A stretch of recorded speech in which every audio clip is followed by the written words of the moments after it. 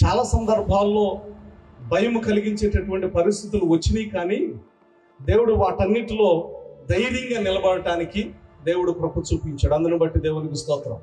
కనుక ఏ స్థితిలో కూడా మనం భయపడాల్సినటువంటి అవసరం లేదు. అది వ్యాపారమైనా, లేకపోతే దేవుని పని అయినా, చుట్టుపక్కల సేవకి మనల్ని నిలబడనీకపోయినా, లేకపోతే సేవ చేస్తూ ఉంటే రే గెట్ అవుట్ అని తరిమేసేటటువంటి పరిస్థితులు మన మధ్యలో ఉన్నా, సేవ చేయటానికి ఏమీ మన దగ్గర ఎక్విప్మెంట్ లేకుండా ఉన్నా, అనుకూలత లేకపోయినా, సమస్తం ప్రతికూల పరిస్థితులు ఉన్నప్పటికీ దేనికి కూడా భయపడాల్సినటువంటి అవసరం లేదు. మనందరికీ తెలుసు 365 సార్లు రాయబడింది బైబిల్లో అని.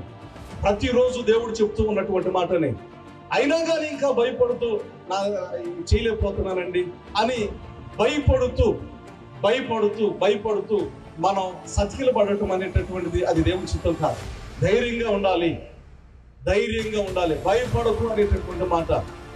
ఎందుకంటే మనందరికీ సంతోషకరమైనటువంటి మహా సంతోషాన్ని కలుగు చేసి యేసుక్రీస్తు ప్రభువారు మనకు జన్మించారు. ఇంకా భయపడాల్సిన అవసరం లేదు. ఆయన ఉండగా కూడా భయపడుతున్నామంటే ఆయన మనం లక్ష్యం ఉంచట్లేదని అర్థం.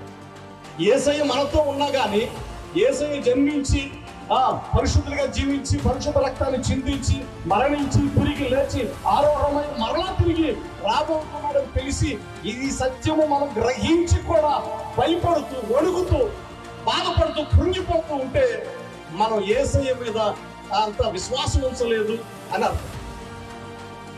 యేసయ్యను మనం పరిగణలోకి తీసుకోవట్లేదు, మన సొంత జ్ఞానంతోనే, మన సొంత బలంతోనే వెళ్తున్నామని అర్థం. ధైర్యంగా ముందుకు సాగాల, భయపడాల్సిన అవసరం లేదు. ఏది ఏమైనా భయపడాల్సినటువంటి అవసరత లేదు. ఎవరైనా కానీ, ఎలాంటి పరిస్థితులైనా కానీ, ఎలాంటి సమస్యలైనా కానీ, ఎలాంటి మూర్ఖులు ఆ యొక్క దర్శనానికి అడ్డొచ్చినా కానీ, ఇందాక ముందు చెప్పినటువంటి వారు ఉన్నారు.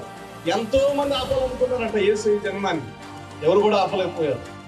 మన పరిచర్యలో నిర్ణయం తీసుకొని ధైర్యంగా ముందుకు వెళ్తే ఎవరు కూడా ఏమీ చేయలేరు. భయపడాల్సిన అవసరం లేదు. సమయం చాలా తక్కువ ఉంది. దేవుని రాకడ అతి సమీపంలో ఉంది.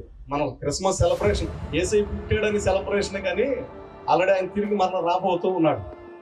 దాన్ని దృష్టిలో పెట్టుకొని భయం విడిచిపెట్టి స్వార్థ సేవకే, చచ్చిపోయినా బ్రతికినా రైట్ దేవా, ఎవరైనా చంపినా కానీ నో ప్రాబ్లం ఆయన, ఇదిగో ధైర్యంగా నేను వెళ్తున్నా అని మనం ముందుకు సాగాల్సినటువంటి వారమైనా